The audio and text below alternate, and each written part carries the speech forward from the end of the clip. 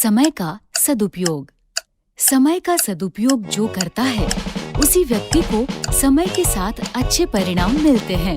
ऐसा ही हुआ जब सोनू और वानी के एनुअल एग्जाम्स आने वाले थे। अरे, अब तक पढ़ रही हो? चलो खाना खाते हैं। बस थोड़ा सा प्रोजेक्ट बचा है, नहीं किया तो टीचर डांटेंगी।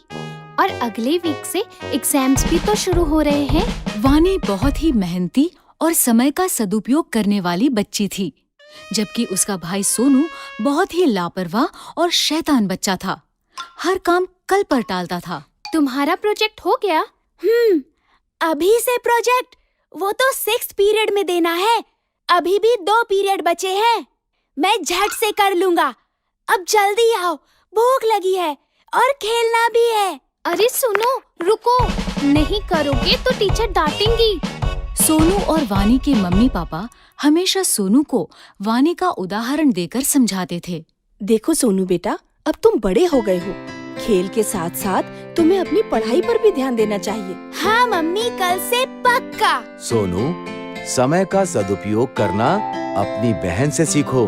देखो, समय से पढ़ती है, समय से खेलती है, आज का काम कल पर कभी नहीं टालती। आप देखना, मैं भी कल से पक्का ऐसा ही करूँगा।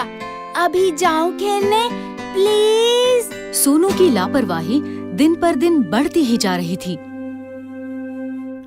और आखिरकार एग्जाम्स के दिन भी नजदीक आ ही गए।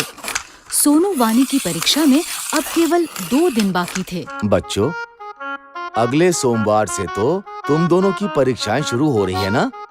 खूब मन लगाकर पढ़ो और अच्छे से परीक्षा दो। सोनू, मुझे तुम्हारी बहुत चिंता हो रही है बेटा। तुम हमेशा आज का काम कल पर टाल देते हो। पढ़ाई कल पर नहीं टालना। वानी की तरह सभी पाठ समय से पढ़ लेना, ठीक है? अरे पापा, परीक्षा में अभी पूरे 2 दिन बाकी है। मैं झट से पढ़ लूँगा सब कुछ। अभी तो मैं खेलने जा रहा हूँ। जब तक खेलूंगा नहीं, तब तक पढ़ाई भी समझ नहीं आएगी।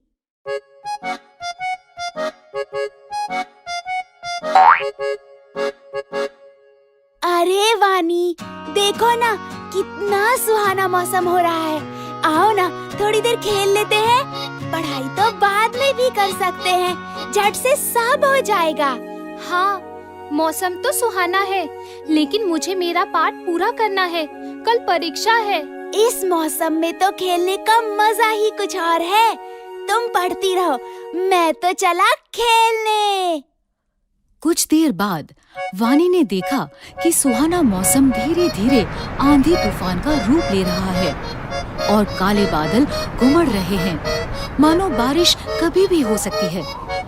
बारिश का मौसम देख वानी को चिंता होने लगी कि अगर बारिश आ गई तो उसका पाठ कैसे पूरा होगा, क्योंकि बारिशों में अक्सर घर की बिजली कट जाती है। उसने सोनू को आवाज दी। सोनू, सोनू सुनो, मौसम देख के लगता है बारिश होने वाली है। शायद रात को बिजली भी कट जाए। खेलना छोड़ो और आकर अपना पाठ पूरा कर लो, वरना कल परीक्षा में क्या लिखोगे? चिंता मत करो वानी, अभी तो दोपहर ही हो रही है। रात को बैठकर मैं फटाफट सब खत्म कर लूँगा। बिजली नहीं जाएगी, बल्कि बारिश के बाद पढ़ने में और मजा आएगा। अच्छा, मैं जाता हूँ, मेरी बैटिंग आ गई। सोनू देर शाम तक खेलता ही रहा, लेकिन उसकी चिंता तब बढ़ी जब अचानक से बारिश शुरू हो गई। सोनू बुरी तरह घबरा गया और घर लौटा, जहाँ आकर उसने देखा घर पर ही नहीं बल्कि पूरे गांव में बिजली नहीं है। ये देखकर सोनू जोर जोर से रोने लगा। कल परीक्षा में मेरा क्या होगा? मैंने तो एक पाठ भी नहीं पढ़ा और अब तो बिजली भी नहीं है। मैं तो फेल हो जाऊंगा। मैंने कहा था ना, अपना पाठ समय से पढ़ लो। मैंने तुम्हें 1 हफ्ते पहले ही कह दिया था कि समय पर पढ़ाई कर लेना, लेकिन तुम्हें कभी कुछ समझ में नहीं आता। अब भोगो। सॉरी पापा, अब मैं क्या करूं?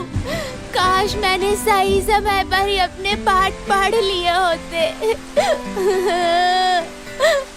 उसे समझ आ गया था कि उसकी लापरवाही के कारण उसके पास अब पढ़ने का समय बचा ही नहीं। रोने से अब कुछ नहीं होगा। अब समझ आया कि सब तुम्हें क्यों समझाते थे। अब रोना बंद करो और चलो मेरे साथ। मैंने अपनी पढ़ाई समय पर ही पूरी कर ली थी। मैं तुम्हें सारा पाठ समझा दूंगी और याद भी करवा दूंगी। चलो। अगले दिन दोनों बच्चे खुशी खुशी परीक्षा देने गए। जो समय का करे सम्मान, भविष्य में